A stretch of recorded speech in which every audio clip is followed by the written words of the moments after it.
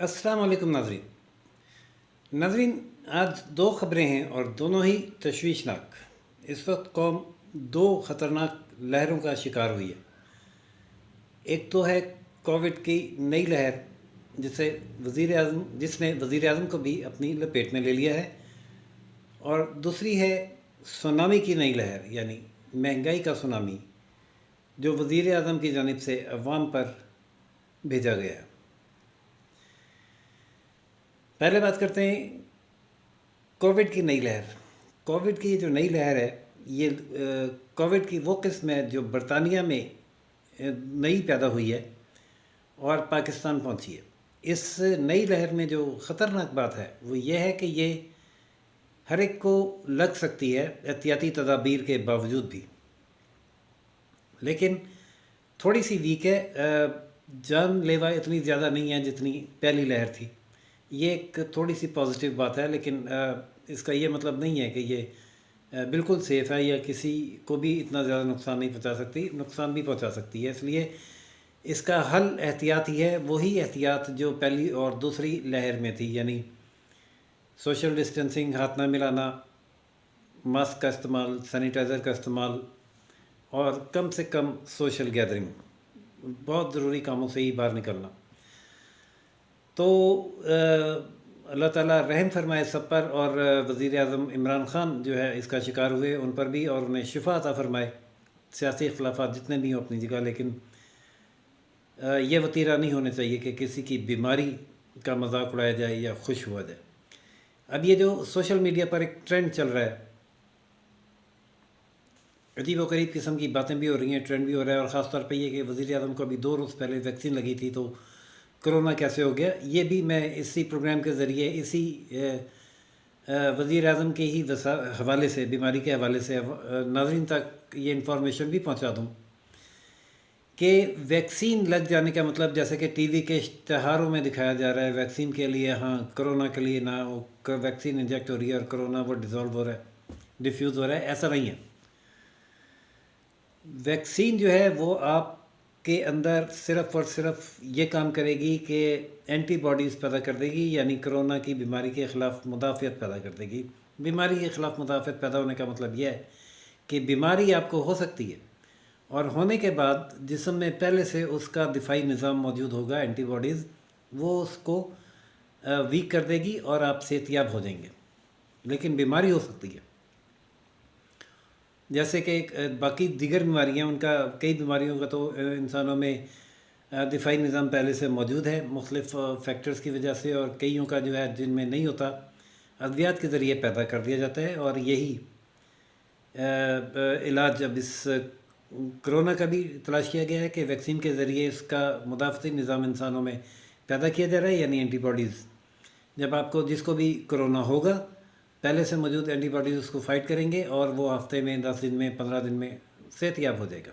लेकिन corona vaccine लगने का ये मतलब नहीं है कि कोरोना वैक्सीन लगते ही जादू असर हुआ और वो एंटीबॉडीज़ बन गई।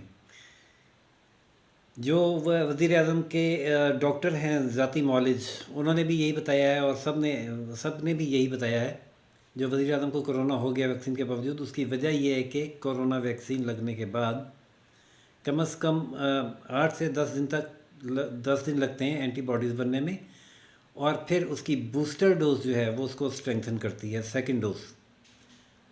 लेकिन चूँकि 2 दिन पहले वैक्सीन लगी थी, और कहीं से जो मालाकंड यूनिवर्सिटी गए थे, वज़ीर आज़म ने ख़िताब किया, लोगों से मिले जुले, कहीं भी किसी भी जगह से हाथ से टच होने से, सांस से, गुफ्तगू से वायरस कैप्चर हो जाता है। हो गया तो फिर वो पॉजिटिव भी आ गया, और ज़ाहिर इस वक्त उनकी तबीयत नासाज है। अल्लाह ताला वज़ीर आज़म को शिफा दे। मैंने जैसे पहले बताया कि थर्ड लेयर इतनी ज़्यादा वैसे ही ख़तरनाक नहीं है, और फिर वैक्सीन उनको लगी हुई है, 10 दिनों में वो वैक्सीन भी एंटीबॉडीज़ पैदा करेगी, और ज़ाहिर है वज़ीर आज़म में उनका बेस्ट अवेलेबल इलाज भी होगा, तो सेहतियाब हो जाएंगे।